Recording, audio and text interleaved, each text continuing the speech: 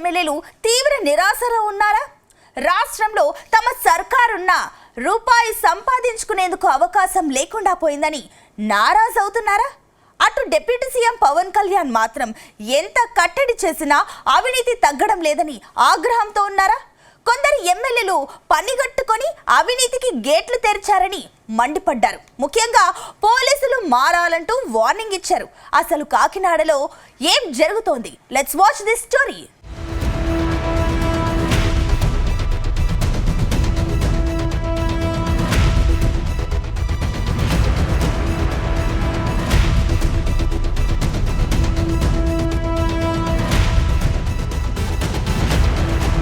ఆంధ్రప్రదేశ్లో కూటమి సర్కార్ అవినీతికి ఆస్కారం లేకుండా పాలన చేసేందుకు ప్రయత్నిస్తోంది. CM Chandrababu, deputy CM Pawan Kalyan అనుక్షణం మంత్రులు, ఎమ్మెల్యేల పనితీరుపై పర్యవేక్షణ చేస్తున్నారు. అయినా కొందరు ఎమ్మెల్యేల పనితీరు మారడం లేదు. ముఖ్యంగా కాకినాడ జిల్లాలో కొందరు ఎమ్మెల్యేల పనితీరు ఇప్పుడు హాట్ టాపిక్ అవుతోంది. ఆ నేతల పనితీరుపై డిప్యూటీ సీఎం పవన్ కళ్యాణ్ తీవ్ర అసంతృప్తితో ఉన్నట్టు తెలుస్తోంది. తాజాగా పవన్ కళ్యాణ్ చేసిన కామెంట్స్ ఇప్పుడు కూటమి పార్టీలో సెగలు రాజేస్తున్నాయి. కాకినాడ పోర్టులో బియ్యమే కాదు, ఆయిల్ కూడా దొంగతనం జరుగుతోందని పవన్ బాంబు పేల్చారు. ఈ అక్రమాల వలన ఉగ్రవాదులు చొచ్చుకు వచ్చే ప్రమాదం ఉందని హెచ్చరించారు. అందుకోసమే తాను పదే పదే కాకినాడ పోర్టు ప్రస్తావన చేయాల్సి వస్తోందని గుర్తు చేశారు. అయినా పోలీసు శాఖలో ఇంకా మార్పు రాలేదంటూ మండిపడ్డారు. తాజాగా పవన్ కళ్యాణ్ కామెంట్స్ కాకినాడలో కలకలం రేపుతున్నాయి. కాకినాడ పోర్టు విషయంలో కూడా నేను అంత గొంతెత్తడానికి కారణం, చాలా మనం ఎందుకులే మనం వదిలేస్తా ఉన్నాం. ఆంధ్రప్రదేశ్కి 974 నుంచి 974 కిలోమీటర్ల తీర ప్రాంతం ఉంది. ఇది మన పెట్టుబడులకి చాలా మంచిది. కానీ అది ఒకసారి మన సరిగ్గా లేకపోతే అది బలహీనత కూడా అయిపోతుంది. ముంబై దాడుల్లో కూడా అసలు ఏమాత్రం పర్యవేక్షణ లేని పోర్టుల నుంచి వచ్చేసారు. లేదంటే పర్యవేక్షణ ఉన్నా కానీ అమ్ముడైపోయిన వ్యక్తుల ద్వారా ఉగ్రవాదులు వచ్చేసారు. బాంబే దాడులు కానీ ఆర్డీఎక్స్లు వచ్చేసినాయి. ముఖ్యంగా ఆంధ్రప్రదేశ్ తీర ప్రాంతంలో పోలీస్ శాఖ చాలా బలమైన దృష్టి పెడుతుంది.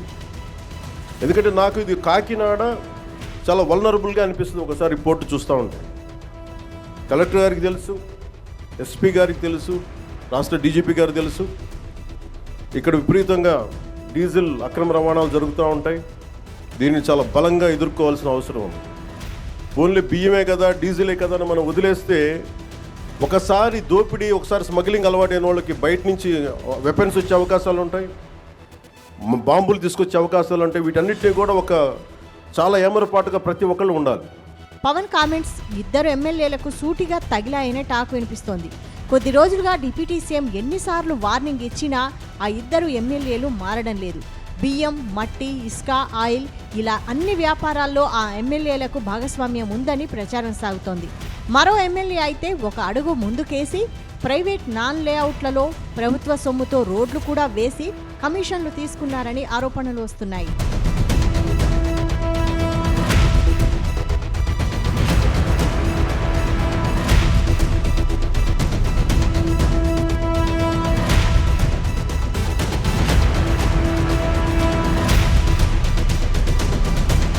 ఇదిలా ఉంటే ఆ ఇద్దరు ఎమ్మెల్యేల తీరు మరోలా ఉందనే టాక్ నడుస్తోంది.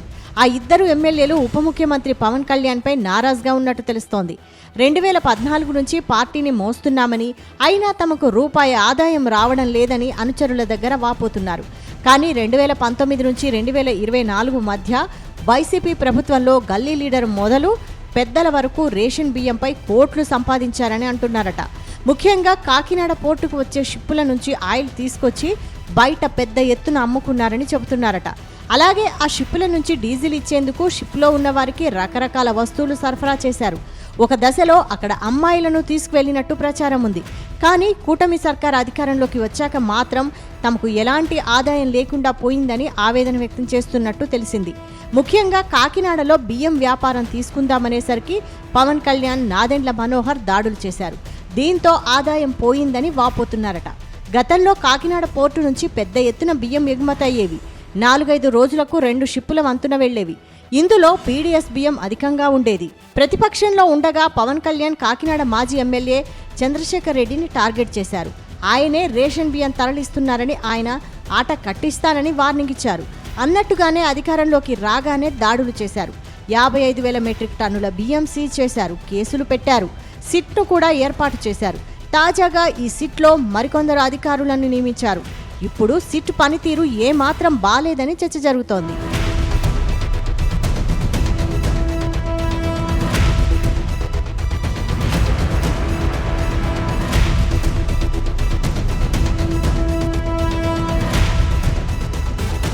ప్రస్తుతం కాకినాడ పోర్టులో 3 చెక్పోస్టులు ఏర్పాటు చేశారు. పకడ్బందీగా తనిఖీలు నిర్వహిస్తుండటంతో విశాఖకు రేషన్ బియ్యం తరలించి అక్కడి నుంచి బియ్యం అక్రమ రవాణా సాగుతోంది. ఇటీవల తుని వద్ద కాకినాడ జిల్లా పౌర సరఫరాల సంస్థ అధికారులు తనిఖీలు నిర్వహించి బియ్యం వెళ్లకుండా కట్టడి చేశారు. తాజాగా విశాఖపట్నం పోర్టుకు చెక్పోస్టు మంజూరైంది. త్వరలోనే ఇది ప్రారంభం కానుంది. జల రవాణా వదిలేసి రోడ్డు మార్గం ద్వారా ఛత్తీస్గఢ్కు రేషన్ బియ్యం తరలిస్తున్నారని ఓ అధికారి వెల్లడించారు. రేషన్ బియ్యం తరలింపు మాత్రం ఆగలేదు. దారి మళ్లుతున్నాయని కింది స్థాయి అధికారులు అంగీకరిస్తున్నారు. ఇదిలా ఉంటే ప్రస్తుతం అధికార పార్టీకి చెందిన వారే రేషన్ బియ్యం వ్యాపారంలో పూర్తి బిజీగా ఉన్నారనే టాక్ వినిపిస్తోంది. వారు కొనుగోలు చేసి అప్పటి వైసీపీ ప్రభుత్వంలో 3 నేతలు చేసిన వ్యాపారానికి ఇప్పటికీ సహకరిస్తున్నారనే ఆరోపణలు వస్తున్నాయి. అధికార పార్టీ నేతలు కొన్న బియ్యాన్ని వైసీపీకి చెందిన ఆ 3 తీసుకొని ఎగుమతి చేస్తున్నారని ప్రచారం సాగుతోంది. ఈ నేపథ్యంలో తనిఖీలు ముమ్మరం చేశారు. దీంతో వారంతా పవన్పై నారాజవుతున్నారు. ఆయన తనిఖీలు చేయమంటారు. నాదెండ్ల మనోహర్ జిల్లాకు వస్తారు. వచ్చినప్పుడల్లా రైస్ మిల్లులు తనిఖీ చేస్తున్నారు, కేసులు పెడుతున్నారు.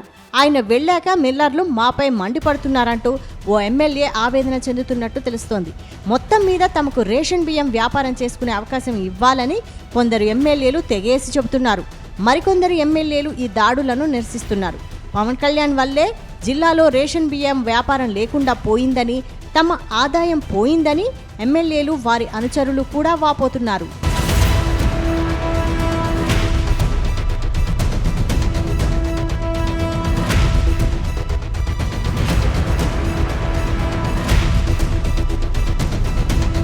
మరోవైపు షిప్పుల నుంచి తీసుకొచ్చే ఆయిల్ వ్యాపారం కూడా పవన్ వ్యాఖ్యలతో అడ్డుపడేలా ఉందనే టాక్ వినిపిస్తోంది. ఇక తామేం చేయాలంటూ ఆ 2 ఎమ్మెల్యేలు వారి అనుచరులు తలలు పట్టుకుంటున్నట్టు సమాచారం. ముఖ్యంగా ఈ 2 ఎమ్మెల్యేలు కూడా రేషన్ బియ్యం వ్యాపారం కోసం వారి అనుచరులకు అనుమతులిచ్చేశారు. కాకినాడ యానాం రోడ్డులో ఒకటి, కాకినాడలో రెండోది. అటు కాకినాడ కొవ్వూరు రోడ్డులో ఒక గోడౌన్ కూడా తీసుకున్నారు. అందులో బియ్యం సానబెట్టి సార్టింగ్ చేస్తున్నారని అధికారులు అంగీకరిస్తున్నారు. మరోవైపు ఆయిల్ విషయంలో కూడా జోక్యం చేసుకోవద్దని అధికారులకు నేతల నుంచి మౌఖిక ఆదేశాలు వెళ్లినట్టు తెలుస్తోంది. ఈ నేపథ్యంలో ఆగస్టు 15న జిల్లాకు వచ్చిన పవన్ కళ్యాణ్ ఈ రెండింటి గురించి ప్రస్తావించారు. దాంతో ఆ 2 ఎమ్మెల్యేలు వారి అనుచరుల గొంతులో పచ్చి వెలక్కాయ పడినట్లయింది. మరి దీనిపై పవన్ ఎలా స్పందిస్తారు, ఎమ్మెల్యేలు ఏం చేస్తారు అనేది త్వరలోనే తేలనుందనే టాక్ వినిపిస్తోంది.